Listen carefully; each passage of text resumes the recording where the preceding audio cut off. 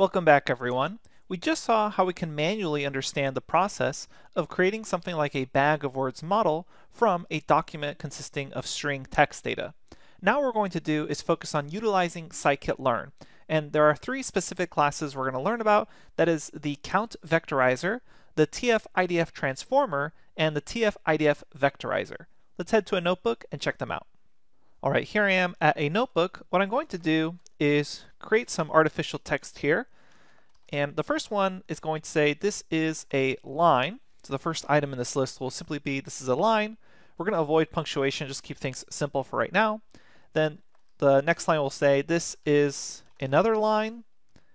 And then finally, the third line is going to say a completely different line. So something to note here is that all three of these have the word line in them, but some of them have unique words like another and completely and different. So what we're going to first do is explore the count vectorizer, which essentially creates a bag of words model, which is what we did last time, but it's going to do it automatically for us.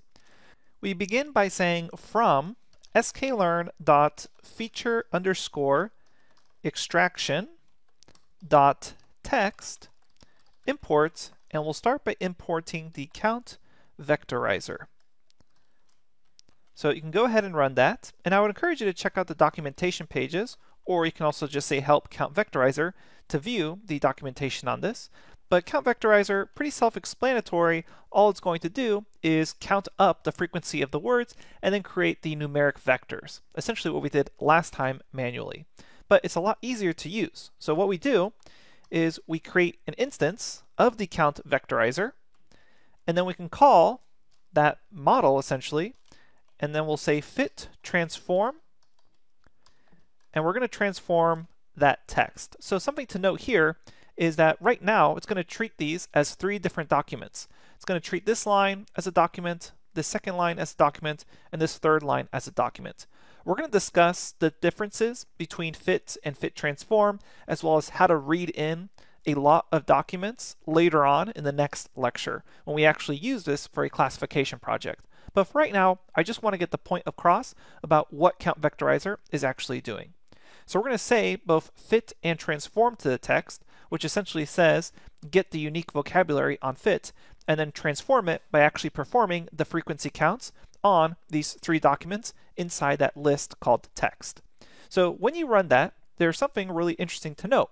It's going to return a sparse matrix, and notice that it has 10 stored elements in a compressed format. So why is it actually storing it in a sparse matrix? Recall that as we previously discussed, when you're performing something like count vectorization, building out this bag of words model, what's going to happen is most of the items inside that matrix are going to be 0. So when you're dealing with hundreds or thousands of text documents with many, many words, you want to make sure that you don't eat up too much of your computer's memory unnecessarily by just storing a bunch of zeros, which is why we have a sparse matrix. And note that it's 3 by 6 here. So why the 3? Well, the 3 is because there's 3 lines here. And then 6 is something we'll discover right now when we can actually transform it back to a dense matrix. So we're going to say CV, actually we'll store this result here. So let's call this our sparse underscore matrix is equal to fit transform the text. And then I can call that sparse matrix, and luckily I can transform it back to a dense matrix, which allows me to actually see the results. So sparse matrix is essentially just a memory efficient way of holding out this matrix. Keep in mind, when you're dealing with a very large data set, you want to avoid doing this sort of call to dense, otherwise you'll be taking up a lot of memory space. Now, what do we actually see here? We see that there are essentially 6 potential words. And why do we have 6 words here? Well, this is essentially the vocabulary. So I can call my count vectorizer and then ask for vocabulary underscore, and it's going to report back the dictionary that we manually created in the previous lecture, where we see that this is at index 5, is at index 3, another is at index 0, and so on. So let's actually check this out. We'll start with another at 0. So it's saying that another is at index 0.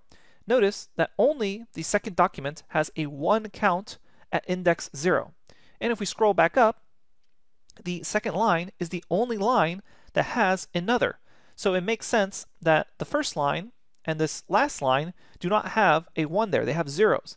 And only this second line has a 1 count for the word another, which is what is being shown here. So this is the exact matrix we built out last time, except we formatted it as a Pandas data frame. But if you really wanted to, you could also end up kind of reformatting this vocabulary dictionary and build this out into a Pandas data frame, but that typically is not necessary. Instead, we just store this as that sparse matrix. The last thing I want to point out here is that previously we mentioned the use cases where you may want to actually remove these common words in the English language known as stop words. And luckily for us, to do Shift-Tab here on Count Vectorizer, one of the key arguments that you can add in is the stop word argument. So if you scroll down and see all the arguments, you'll realize that there is a stop word argument. Let me scroll here, scroll down on this, and you can see we have stop words is equal to none, but you can say stop words is equal to English, or you can also pass in a list of your own custom stop words if you're dealing with a different non-English language. So we're going to say create the count vectorizer, but this time it's going to eliminate any English stop words. You can check out the documentation to see a list of all the words it considers a stop word. And then we're going to run this again, except notice what's the difference this time. When I run this cell again, it's only considering half the words. So when you run that, it believes only the words line, completely, and different are really the unique identifiers, and they're not very common English words across all documents, which kind of makes sense because this, is, and are very common words, so it's probably not a good idea to start keeping track of them. Now, another is also a very common word. It considers it a stop word. Typically, we're just going to say stop words is equal to English, but if you want, you can always pass in your own custom list of stop words to consider.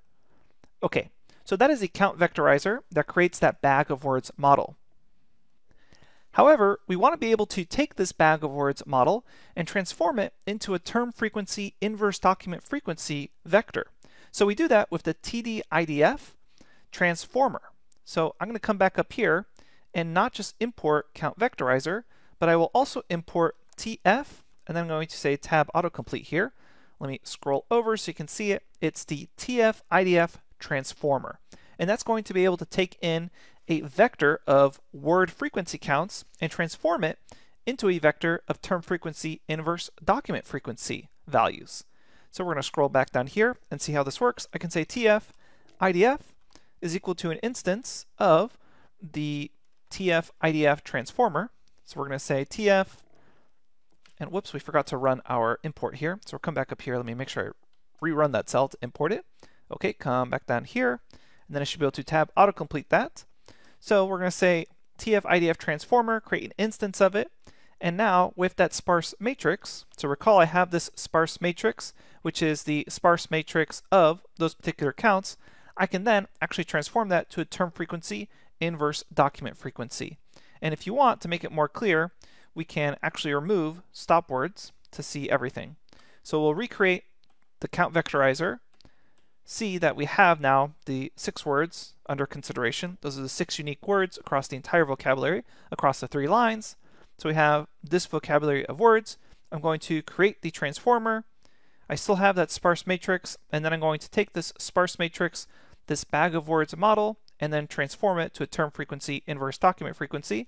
The way we do that, simply TF-IDF, and then we're going to say fit underscore transform, and then I'm going to pass in that sparse matrix. So essentially you pass in a bag of words and you convert it into a TF-IDF frequency count here. And then we're going to say something like results, run that, and if you check out results, it's again a sparse matrix because a lot of these are zeros. But if you want, for this very small matrix, I can say too dense so I can see the details. And as always, most of these are going to be zeros. You want to avoid calling too dense on a very large amount of documents.